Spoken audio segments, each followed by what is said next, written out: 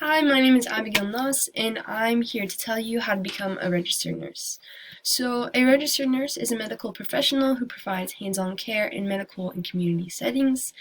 Their duties and responsibilities is assessing, observing, and speaking to patients, recording details and symptoms of a patient's medical history and current health, preparing patients for exams and treatments, drawing bodily fluid samples, administering medications and treatments, then monitoring the patient to see if there's any side effects. They cannot prescribe the medication, they can only give the medication to the patient. They also assist in medical procedures and operating and monitoring medical equipment. The typical work environment and working conditions for a registered nurse is that they can work in hospitals, physicians' offices, surgical clinics, assisted living facilities, patient homes, schools, large corporations, and military. So there's a pretty wide variety of work environments that they can work in. And depending on where you do work, you may have to work night shifts and you may have to be on call and be ready to go in whenever.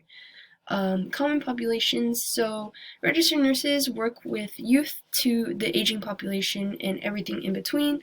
So, there's a pretty wide variety of people or patients that registered nurses work with. Their average salary is about $77,600. It could be below or over that, depending on how long you've been working or the specific nurse career that you're pursuing, so and also where you work. Alright, so how to become a registered nurse. First, you need to earn your degree. So if you're coming out of high school, you can complete your bachelor's degree in nursing and you're good. But if you have completed a bachelor's degree in another field, such as kinesiology, you will need to complete an accelerated nursing program. And then if you've completed your associate's degree, you need to complete the RN to BS completion program. Your overall GPA needs to be at least a 3.0, and your prereqs include anatomy, physiology, chemistry, and biology. So after you earn your degree, you need to pass the NCLEX exam. This is the Nation Council licensure examination for registered nurses. In order to obtain your state license, you will need to pass this exam. If you don't pass, you need to wait 45 days until you can take it again. So after you pass that exam, you need to obtain your state licensure. This is your nursing license in the state that you wish to practice in. So each state has different requirements. You want to be sure that you check the appropriate board and do the right research. That way you can practice in the state that you wish to. You can also join a professional association.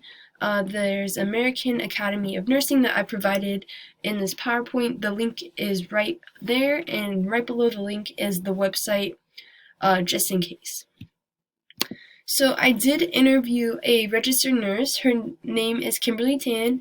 Her typical responsibilities are that she was an ER nurse, so she worked in the emergency room, so she had to perform CPR. She drew body fluid samples and insert IVs into patients. She intubates tubes into the patient's lungs. She interviews patients for personal information, administers drugs for patients, and records details and symptoms. So she decided to become a nurse at the age of 32.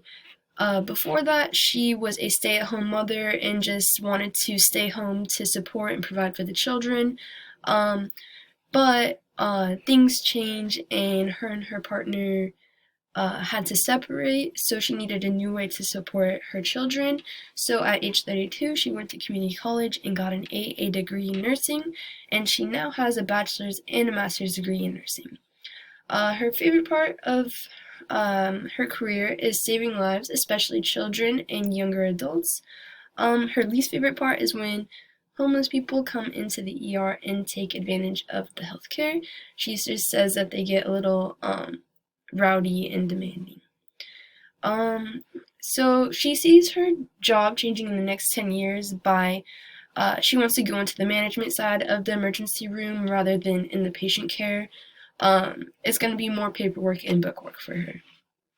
And the advice that she would give to someone pursuing this career is to network and make connections, because if you know people in the hospital, it gets pretty easy to get a job in there. You just need to make sure that you want to do it to help people and that you're not in it for the money. But yeah, that's how you become a registered nurse, and thank you for listening.